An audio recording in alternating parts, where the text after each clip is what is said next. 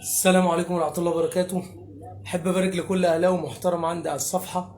النهاردة الحمد لله عملنا كل حاجة تستاهل، يعني المكسب. النهاردة كل حاجة كان نفسنا فيها النهاردة عملناها. النهاردة الحمد لله رب العالمين.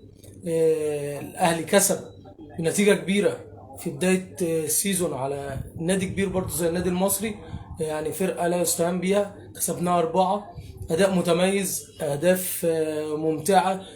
كولر النهارده قاعد مركز في المباراة من أول دقيقة لآخر دقيقة.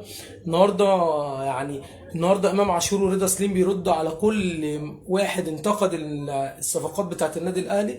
لا دي لعيبة كبيرة. لا يا جماعة والله احنا عملنا الحمد لله الحمد لله، يعني عملنا فرقة مرعبة. إن شاء الله إن شاء الله هتاخد الأخضر واليابس إن شاء الله السنة دي في كل البطولات اللي هندخل فيها. وإن شاء الله أنا متوقع إن السنة دي إن شاء الله في كأس العالم للأندية هنعمل أعلى أداء ما عملش في كل كاسات العالم للانديه، زي كاس العالم اللي خدنا فيه البرونزيه بتاعت ابو تريكه كده. ان شاء الله كنا عاملين اداء وكانت فرقه كانت جميله، كان ابو تريكه وفلافيو ومتعب، كانت فرقه مرعبه. ان شاء الله السنه دي احنا قادرين بالفرقه والتيم اللي معانا ده ان احنا نعمل اداء جامد يشرفنا في كاس العالم للانديه. وان شاء الله طموحاتنا كلنا ان احنا نوصل نهائي كاس العالم للانديه. النهارده النادي الاهلي عمل كل حاجه في الكوره. النهارده امام عاشور 10 على 10، رضا سليم مان اوف ذا ماتش بالنسبه لي.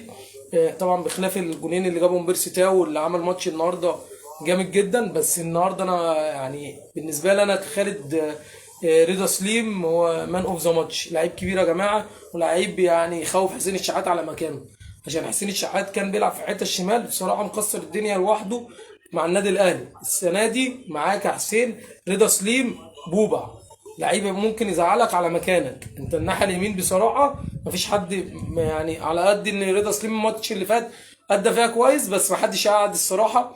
بيرسي تاو لعيب كبير يعني بصراحه وموديست لسه مستنيين منه الاكتر ان شاء الله. وان شاء الله يعني يكسر الدنيا.